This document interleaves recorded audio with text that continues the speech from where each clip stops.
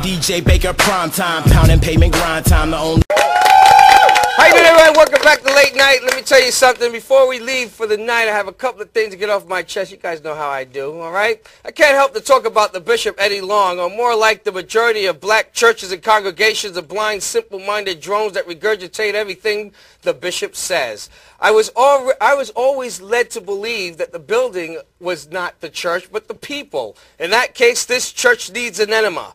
A cleansing of the soul, if you would.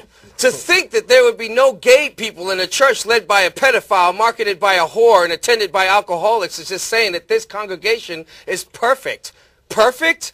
This church is probably closer to the gates of hell than a hooker on the streets to feed her children and maintain her own drug habit. How dare any church tell you you don't belong? Or how dare any church even feel they could tell you that you don't belong? Eddie Long is not the problem. He has a problem. The problem is the 25,000 dumbasses in the pews clapping and galloping down the aisle, throwing their hard-earned money at a man that mirrors them.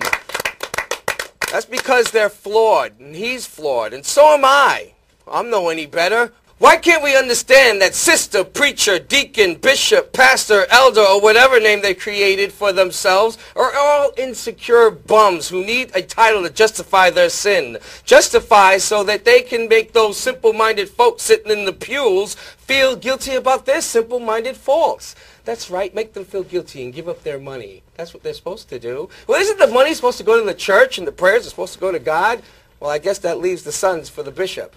Bishop, you need help, and you've led a flock that's broken also. Your flock of zombies steeped in their denial, preaching their denial to others and holding others to the standards of their denial. Well, sorry, but I am too close to God for that. I'm here to say I am closer to God than you are. I'm not perfect, just closer. I feel pity for your church. To repair what they have allowed to happen is nearly an impossible feat.